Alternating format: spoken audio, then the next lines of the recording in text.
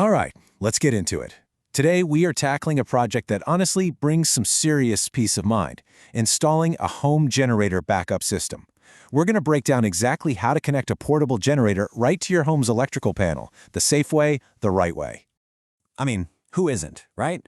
We've all been there. The power cuts out, everything goes silent, the lights are gone, and you're suddenly hunting for flashlights and wondering how long the food in the fridge will last. Well, this is all about taking back control so you're never in that spot again. So here's our game plan. First, we'll talk about the big picture. Then we'll dive into planning the project, which is super important.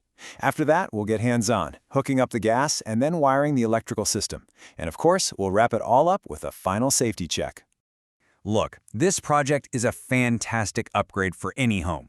But let's be real, we're dealing with natural gas and high-voltage electricity. So we have to start with the most important thing of all, safety. And this is absolutely non-negotiable. This whole guide is for informational purposes only. You and you alone are responsible for your own safety. You have to comply with all of your local codes and regulations, which, by the way, might mean you need permits or even a licensed professional to do some of this work, so please be smart about this. So this right here, this is the goal, a clean, weatherproof power inlet box. This isn't just about looking professional, it's about being safe. This is how you connect your generator without running extension cords all over the place. Now, let's figure out how we get here. Proper planning is like 90% of the work. In this section, we're going to cover the key decisions you have to make before you even think about buying a single part. And that starts with figuring out how much power you actually need. So the first big fork in the road is 30 amp or 50 amp. We're focusing on a 50 amp setup today, and that's because it can run the big stuff, like your central air conditioner. But the trade-off is the generators are bigger, heavier, and louder. On the other hand, a 30 amp system is perfect for the essentials. The fridge, lights, router. They often use inverter generators, which are way quieter and produce cleaner power. That just means the electricity is more stable, which is much safer for sensitive electronics like your computer or TV. And speaking of generators, here are a couple of great examples that are perfect for this kind of project. These are tri-fuel models, which is awesome because they can run on gasoline, propane, or natural gas. That gives you some incredible flexibility, especially if the power is out for a while. Now, this is a super important detail about tri-fuel generators. The fuel you use changes how much power you get. As you can see here, gasoline gives you the most juice, propane gives you a little less, and natural gas, which is what we're setting this whole thing up for, gives you the least. So even if you buy a big 12,500 watt generator, you have to plan your system around the 7,500 watts you'll get from natural gas.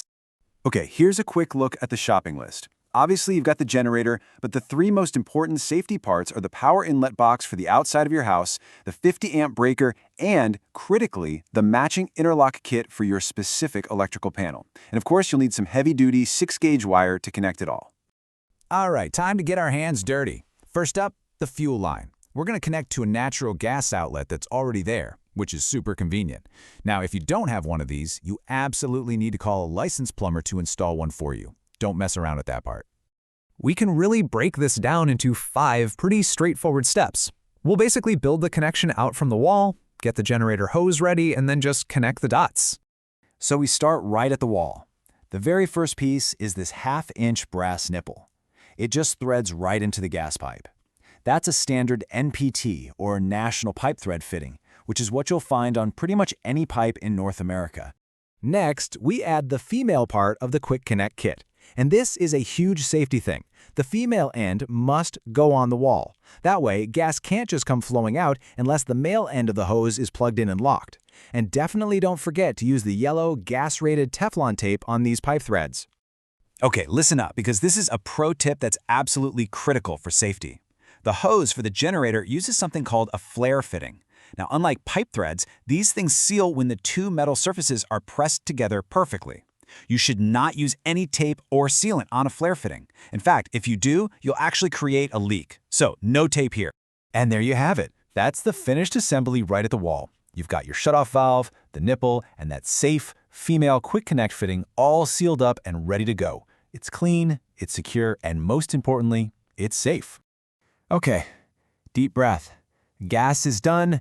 Now we're on to the electrical wiring. And let me just say it plainly, this is the most dangerous part of this project.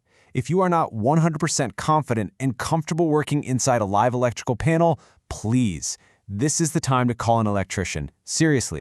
Our main goal in this section is to install the single most important safety device in this entire system, and that's the generator interlock. Think of it like a traffic cop. Its only job is to prevent backfeeding. That's when your generator's power goes out of your house and back onto the grid. That is incredibly dangerous, and it could kill a utility worker who's down the street thinking the line is dead. And this is why it's so foolproof. It's purely mechanical. Take a look at the picture on the left. The main breaker from the street is off.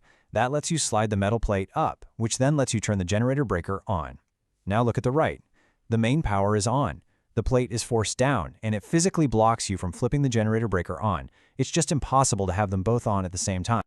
All right, we need to get just a little bit technical here for a second, but I promise this is absolutely essential for safety and for being up to code.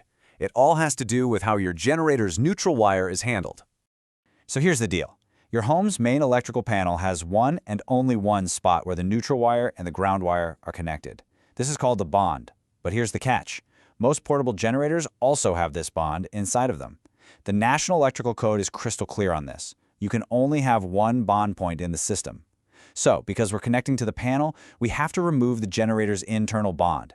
This picture shows the exact wire you need to disconnect. And just remember, if you ever want to use the generator by itself with just extension cords, you have to reconnect that wire for safety. We're in the home stretch. We've planned everything out, we've connected the gas, we've wired the panel. Now it's time to take a look at the finished product and go over the #1 most important rule one last time. And there it is. The new 50-amp breaker is installed right below the main breaker, and you can see the interlock kit sitting right over both of them. It's clean, it's correct, and your panel is now officially ready for generator power. And it all comes down to this one simple rule, the one that's printed right on the warning sticker. The main breaker must be off before you turn the generator breaker on. The interlock makes it physically impossible to mess this up, but it's the most critical habit you need to learn. You see, you haven't just installed some wiring and a breaker, you've installed real, genuine peace of mind. So the only question left is, are you ready for the next power outage?